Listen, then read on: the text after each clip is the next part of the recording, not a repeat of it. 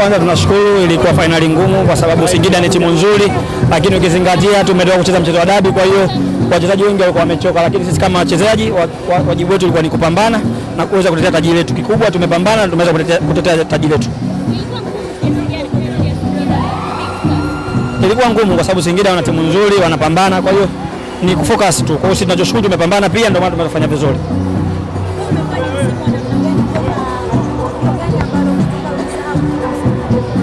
Ulikuwa ni msimu mgumu sana, msimu wenye kupanda na kushuka, na tukio kubwa ni zidi mechi ya Tabora ambayo tulifunga goli 3 nyumbani, lakini sisi kama wachezaji tukarudi kwenye mstari, tukafocus na tumeweza kutetea taji letu.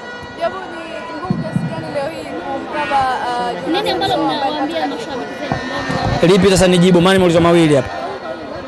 Unasema? Ilikuwa ni ngumu kiasi gani kwa upande wako kuweza kumkaba mshambuliaji wa Singida Black Stars ambaye ni Jonathan Soa na kupata kadi nyekundu leo hii? Ilikuwa ngumu sana kwa sababu tulikuwa tumejiandaa na tulikuwa tunashirikiana, kwa kila mchezaji alitimiza wajibu wake. Tumeweza kufanya vizuri, huwezi kumwongelea mchezaji mmoja kwa sababu walikuwa wanacheza kama timu. Kikubwa tumeshinda, tunashukuru. Dickson, ukiitwa captain Makombe unalipokea hilo? Nalipokea, lakini kabla yangu mimi kuna kapteni mkuu ambaye ndo anatuongoza na anatufanya sisi kuwa bora kila siku. Kwa hiyo sisi kama wachezaji wenzake tuseme tunamshukuru kwa uongozi wake, na tulikuwa chini tunamfuata yeye kama mtu wa mfano na tunampongeza pia. Sawa, tarajie nini msimu ujao ndani ya Young Africans? Utakuwa bado humo ama?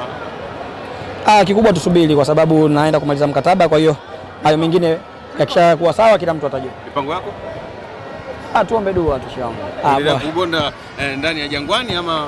Kila kitu kinawezekana, kikubwa ni maelewano mazuri na maongezi mazuri, kila kitu kinawezekana. Sasa.